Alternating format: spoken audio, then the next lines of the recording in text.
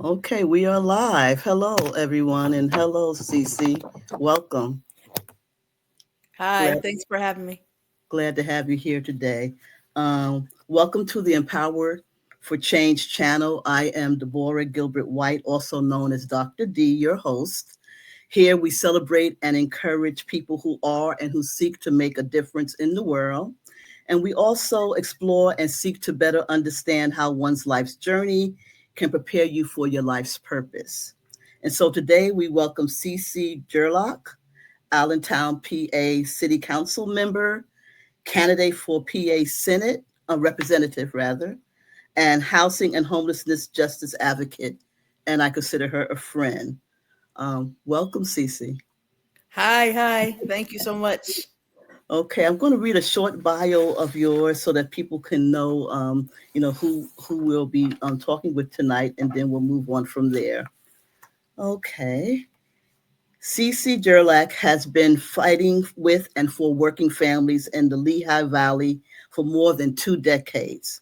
Cece has dedicated her life to public service as an educator, community organizer, and elected official, always putting people first. CC always stands with those who are too often left behind. She works to expand opportunities for young people, fight for affordable housing, protect public education, and uplift workers' rights. Her commitment is rooted in lived experience and a deep belief that government should serve everyday people, not corporate special interests.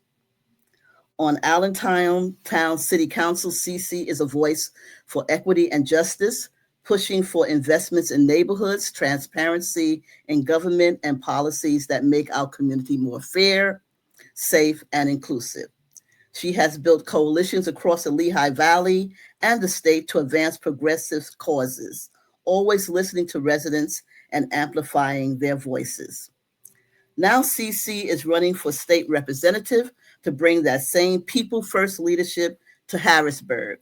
She will fight to fully fund our public schools, make child care and health care affordable, protect our environment, defend democracy, and ensure every person in Allentown and Salisbury Township has the chance to thrive.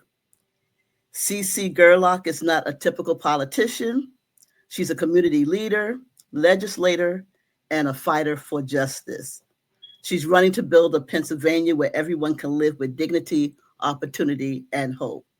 And I'm just so glad to have you here with us tonight so that we can talk about all that you're doing and what you see, as you move forward with your work in community and on the state level.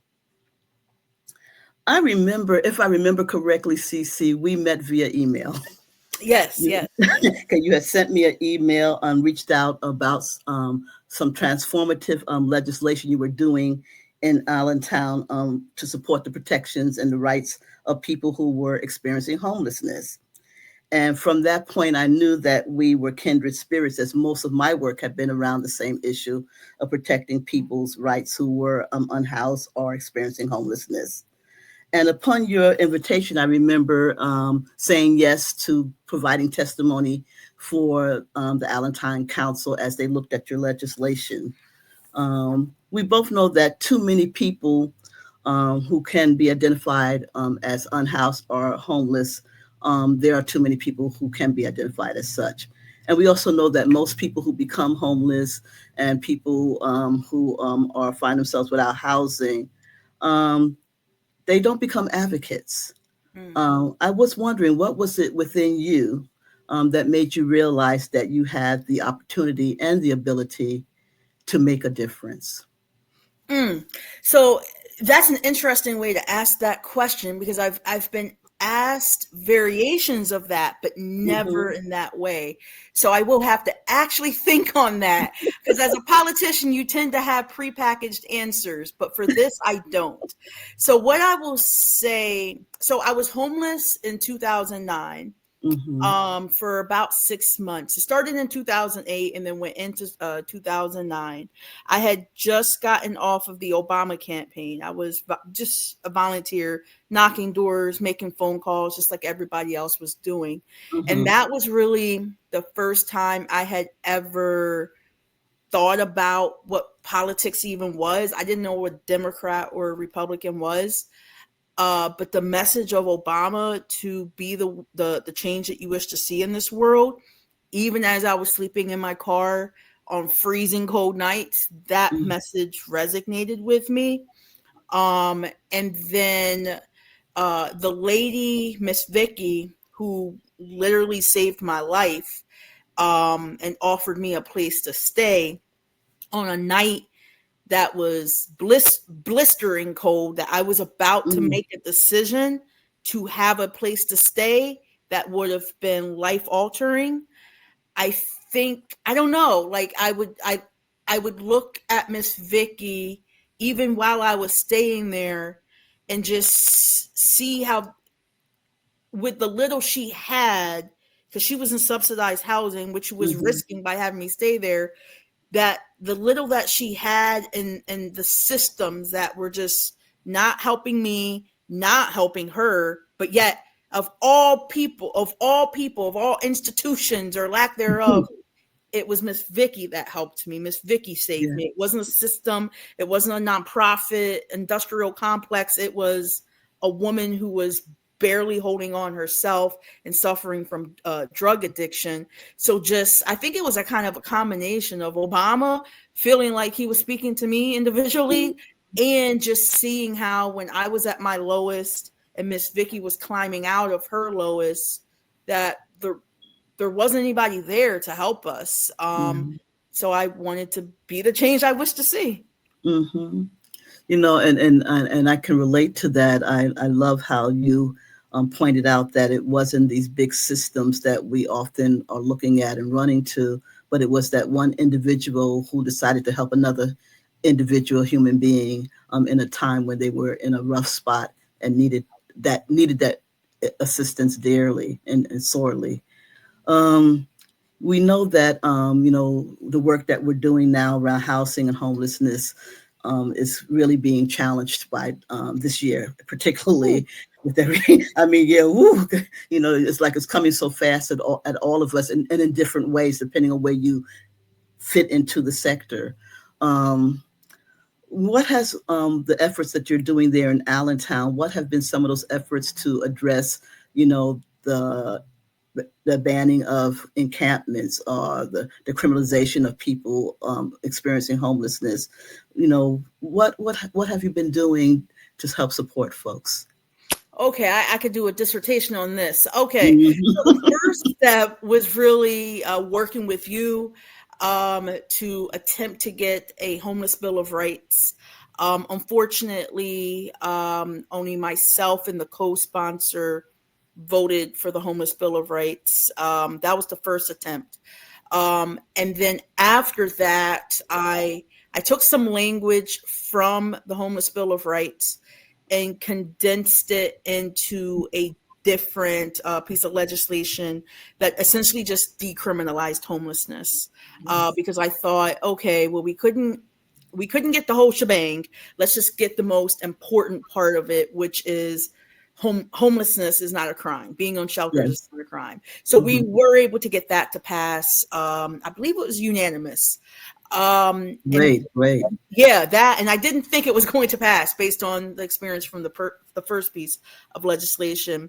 And then after that, I'd say the next thing was really making sure that we have a coordinator, because we, in previous budgets, my first or second year on council, I was able to get an unsheltered services coordinator position added for the first time. But then that was cut in the following year. So then to get that back, because without someone in the city really taking homelessness on as like their primary task, it tends to get put to the side and be an afterthought. So we were able to get that position back, and we're in budget season now, and there's no talks about cutting it. So, but then legislatively, there was a push. Maybe at this point, 3 months ago, there was an encampment. We have multiple encampments, but this was a pretty large one. And there was a developer who sued the city because this encampment was close by his buildings. And I know since then, there's also been state legislation. I believe Senate Bill 780 makes it easier for anyone to sue a municipality for having a homeless encampment near their property. So we were able to I shouldn't even say me, it was the community. I worked with a lot of the different progressive organizations, Working Families Party, DSA, PA Stands Up, a bunch of organizations, grassroots organizations. They came, they mobilized, and they worked with the unsheltered who were down at the encampment, and they showed up. We packed the house. I'm talking 250 strong, and in a small council chambers, and we were able to delay that eviction because they only were giving the people, I know it's worse than someplace, but to me, giving someone 2 weeks notice that you got to pack up all your stuff and find a new place to live, that just, number one, it's not right. Number two, it's just not practical. When you're a house person, most places you have 30 days, so that should be a bare minimum is 30 days. If we're treating people equally. So we were able to delay that eviction. But during that process, a lot was uncovered about, we don't have a process. We don't have procedures. Like, it's just kind of arbitrarily done. And usually it's done when someone makes a complaint, or in this case, maybe a lawsuit. So right now I have introduced encampment closure procedures, working with the Homelessness Law Center, specifically the folks out of Philly. And it's been introduced, and the goal is to get it to a committee. Sometimes I don't have to tell some folks who are watching, and I definitely don't have to tell you, sometimes the legislative process can be a bit slow. It's a slow process. And it sucks because people's lives are literally on the line. Like, it's life or death. There's a gentleman that was at the previous encampment. I spoke with one of the doctors, street medicine doctors, who they finally convinced this gentleman to go in and get some type of procedure for a mass that he has internally. But the eviction happened and they don't know where he's at. Like, that man could die. Yes. This is life or death. Yes. Yeah, it's literally is. I know that in the past years we have worked with December 21st, which is Homeless Persons Memorial Day. And it's the same situation where we're seeing people who are on the streets, who have illnesses. They are not getting any type of medical care. They're graying, which they're getting older, and so all the things that come with getting older, and then imagining not having housing, which is foundational to everything else that happens in your life if you have decent, safe, affordable housing. So, I think what you're sharing is so important, because we have to begin to understand that this is more. It is a life or death situation in many different ways, but also physically and literally, it is life and death. I remember you coming out to California. You were part of the panel looking at policies and legislation around housing. And I want to spend a little bit of time about what you said there regarding how people can get involved. And for yourself, you heard the voice of Obama and you saw Vicky, Miss Vicky, and so those are the people that kind of like framed the shape and said, I can do this. How do we get people, because that's been our struggle also in DC and also in Delaware, where I experienced my homelessness, and how to get people, everyday people, to look at this issue in a way that does not have the stigma to it, how do we get them to get involved?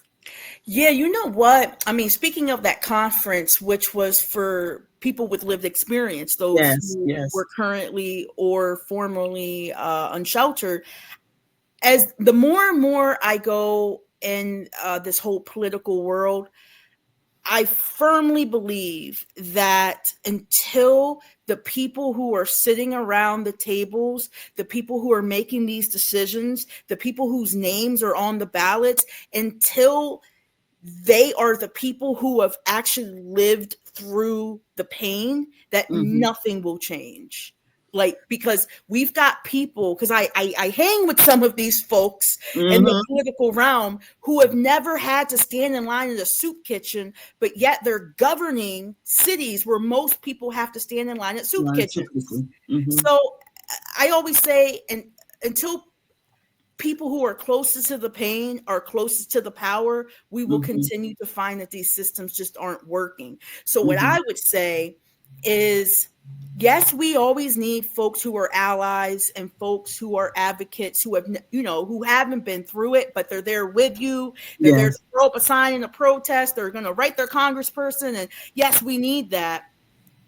And we also need to meet people where they're at. So, like, for example, the people who came into city council to advocate for their own rights, who are sleeping in tents right now, yeah, that's Yes. power right there. Like, if Yes. we, so I've been staying in communication with them, not to ask them to do anything, just to stay Mm-hmm. in communication, and to let them know when the next time is for them to come to council, and when Mm-hmm. we'll be out in the community, when there's going to be an event that they're talking about homelessness that typically people who are homeless don't even get invited to. Right. So I'm inviting them. There's a thing that's happening in a week and a half, Mm-hmm. and I invited them. And it's, one of those suits and ties kind of thing. And Mm-hmm. oh well, people need to start being in rooms where they're not typically in, um, and learning. One thing advantage I had when I was homeless is I had a Mm-hmm. college education. I knew how to navigate rooms. I knew how to Mm-hmm. present myself. And some folks do that are currently homeless right now, down at the encampments. They're working, they're professionals. Mm-hmm. Some folks don't. So peer mentoring, like, they need to, there needs to be a mechanism for folks to work together. For those Yes. who are sleeping in the tents and they have a professional background, Mm-hmm. let's show them how they can work with the folks who have maybe never held down a job, or maybe they're struggling Mm-hmm. with some other things in their life. So I would say really just meeting people where they're at, and realizing that every person has a skill set. Yes. Everyone has some sort of skill set. If that, like, people, there's one guy who the other people who are living at the encampment, they knock on him all the time because he's a bit of a hot temper, but he Mm-hmm. loves animals. Like, I would trust any of my animals with this guy. Mm-hmm. It's just people, woo, not so much, but animals, yeah. So, like, he has a skill set. So if Right, we right. have a protest and we needed people to leave the encampment, dude could stay back and watch everyone's animals. Animals. Yeah, yeah, Be happy. Yeah. yeah. So we You, all have you a role. We all have a role. We all have something that we can give, and or what we can bring to the table, as they say. I just, when you're talking about animals, I know that you are a mom of fur babies, cats, and I had two cats when I was experiencing homelessness, and that Mm, was one of the struggles that I had. When we think about people who are evicted or living on the streets, and they have pets. Having places where they can go with those pets who are family. And I have to say, as you shared about Miss Vicky, there was a case manager in my situation that she knew I had these cats, and two cats and rescue cats, and she took them in. She took them in for me while I went into the shelter. And I talk about it, I think about it because I had several case managers, but she was the one that felt that if I did not find a place to go, that I could take my pets with me, that I probably would, not take the shelter bed that was offered to me when it became available.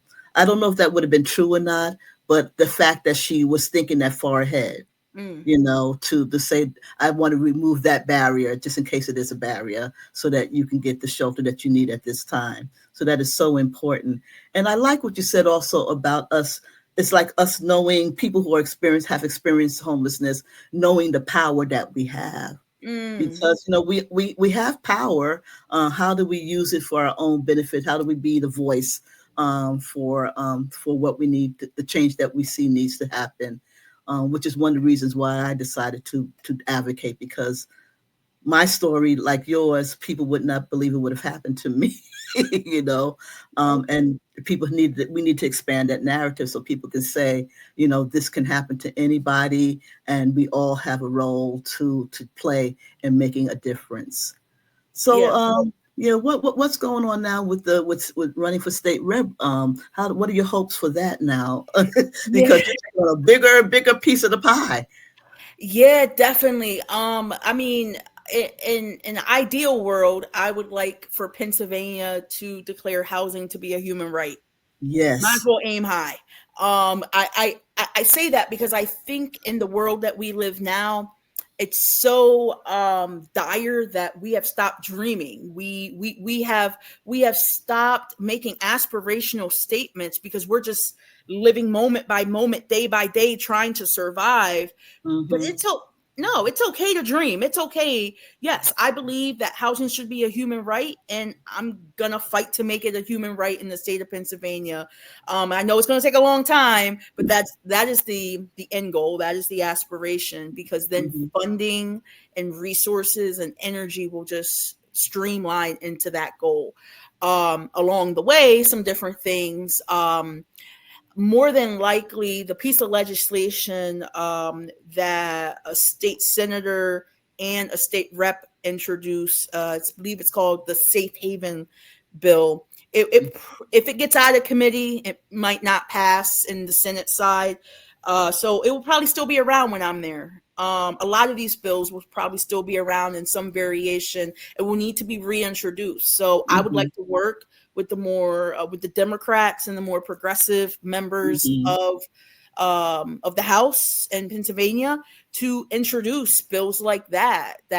What this bill says is kind of what we're saying down here at the local level, is that homelessness is not a crime. And if a municipality is going to clear an encampment, they must offer, or they must establish a relationship with an entity that can offer a safe indoor living environment. You can't just clear an encampment and say good luck, because that's what's happening. Right. And that's what I'm trying to do here. So I'm trying to do that here at the local level with local legislation. Yes. So I'm hoping through the connections I've made and the learning that I'll be experiencing during this legislative process, I'll be able to carry that to the state level and work with folks who are already working on this. The good thing in Harrisburg is there's already a good team of progressive Democrats who this is a heart issue for them. So I'm looking forward to working with them and really just making sure that we have state legislation. Like, come on, we need rent stabilization. Like, like, how are we? We need rent stabilization. We need this. So let's get it done. And I think it's been introduced in Pennsylvania, but I think what would make it different if I were to introduce it is I'm an organizer. Like, just like I pack city council with 200, 250 people, I'm going to pack the Capitol with even more of that, because then I'll have more resources statewide.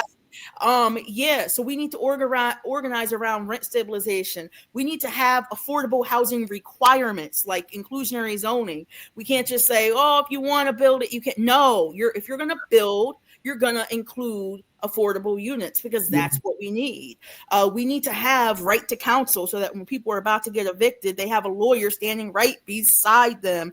We need to have eviction ceilings. So like I could go on, and there's so many pieces of legislation that like we could pass, we could prevent homelessness, we could address homelessness, and it just we need to make sure that we've got the right people down there who know this stuff and know how to work with other folks who maybe aren't as educated, because like it's a completely different topic, but we in February, in response to the new administration, we were able to pass a welcoming city legislation, which is, to say everyone's welcome regardless of your documentation status. Yes. We did that with the same council that said no to the Homeless Bill of Rights is the same council that unanimously said yes to that. That just happened to be organizing. That just happened to be really appealing to folks on council's compassion and self-interest sometimes. And it takes a lot of politicking and lobbying and navigating. So it's going to be the same thing in Harrisburg. I don't think anyone can argue that having people in safe, affordable, stable housing makes communities any less off. I think everyone wants that. Yeah, I would. Yeah, I would agree with you with that. At least that's my hope. That's my hope. And listening to you talk, I'm getting excited, because those are some of the things that I would like to see and across this country. I know that in Delaware we were able to get the right to representation. Because I told my story, and a few other people told their stories. Because I'm sitting there in eviction court, not knowing what's going on, and probably could have been helped in some way if I had counsel there to help me navigate that. And so it's just so important.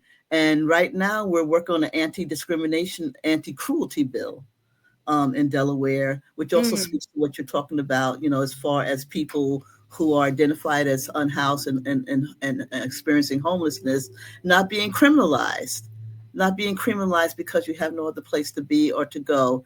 And so your vision and your hope is exciting, and it's electrifying.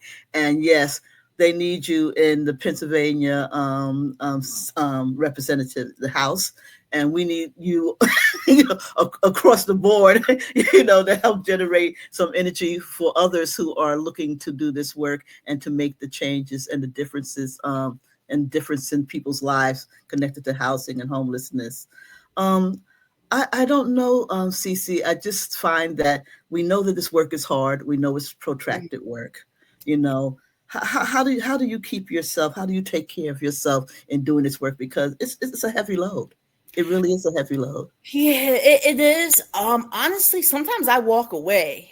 Like I'll take a break. It might just be a day, but it's a break. Like today, I don't know.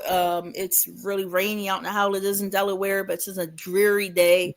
So I didn't really do too much. Like I did a couple things for the campaign, but didn't really do too much. So I take days where I try to turn my brain off. I watch old episodes from like the 90s when I grew up, things I don't have to like think about. It's just, I know it's predictable. Like I do that. Mindless TV stuff. I do that too. Yes. Cause sometimes, like the doom scrolling on TikTok and Facebook, everyone's like cutting each other up. It just gets to be too much. And it makes you feel overwhelmed. Like you can't do anything.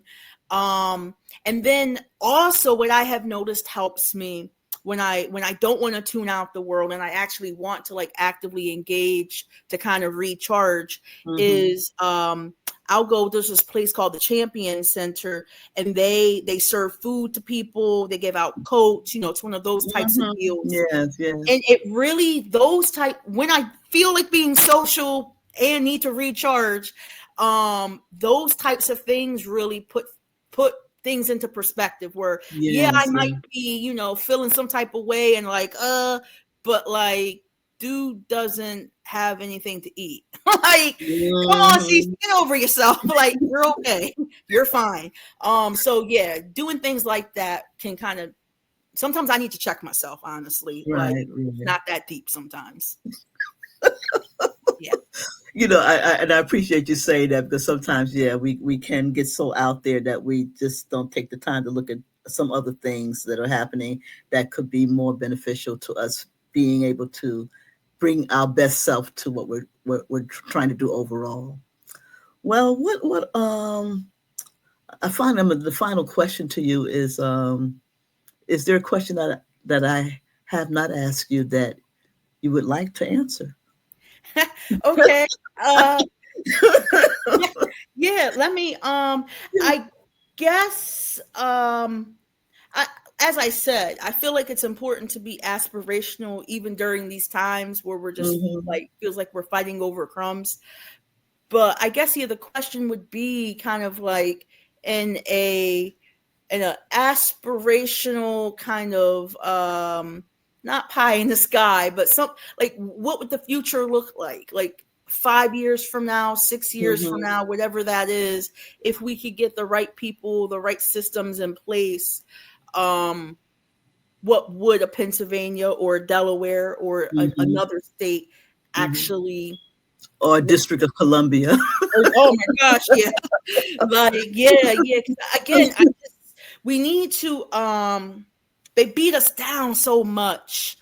And like, I mean, right now, in my family, the main focus is my god kids and food stamps. Mhm. They're gonna have them Mhm. next month, and everyone's trying to Yes. juggle how much money can we give them so they can eat. And so, like, they keep us like this, and that keeps us from dreaming, and that's Mhm. intentional. They don't want us to dream. They don't want us Mhm. to envision this better world where we don't have this scarcity mindset. Mhm. Um, yeah. So, and when I think about the scarcity mindset, I think about in Pennsylvania, it's important to know, unlike Delaware and unlike New Jersey, unlike New York, unlike every state surrounding us, we still have a freaking flat taxing rate. We tax billionaires and teachers and police the same rate. Like, that just doesn't make sense. So, I mean, when I think about aspirations, and in the first knock from an opponent is, well, how do Mhm. we pay for it? We tax the billionaires, we tax the Mhm. corporations. That's how we pay for it. So it's Wow. not just about being aspirational and not having a plan. It's Mhm. actually, yeah, let's dream a little bit and let's figure out how we could actually pay for that dream. Yeah, so tax the rich. Mm-hmm, mm-hmm. Well, I just want to say thank you for taking your time. I know that you're very busy. Election is on Tuesday, and so you have a lot going on there. Just want to thank you for sharing this time with us. And what I will do when I put this, edit this, I will share how people can connect with you. I know that you're doing things in community as well, and so you have a website and several ways that people can connect with you, and I will share that, and we want to continue to support you in the ways that we can and wish you the best and continue. Just thank you for being an inspiration to advocates and to others, as you do this work. Someone has got to ask the hard questions. When I think about that, yeah, CC gonna ask the hard questions, and maybe bring some hard answers as well, so thank you Hey. so much. Yeah, no, thank you so much for having me. Connecting with you, even though that bill didn't pass, I feel like everything Mhm. happens for a reason. And I think Yes. the reason why that bill was introduced is so that we could connect. And I'd say that if I think about all the connections that I've made, this is one of the best ones. So Yeah. it's great to have met you and work with you. I appreciate that, and I see coming down the pike, maybe in the future, that there will be other ways that we could connect in community, because there, beyond the homelessness and the housing, there's so many other things that we can Mhm. connect around, and so I am hopeful to work with you with that. So again, thank you, CC, for being with us, and we wish you the best on Tuesday.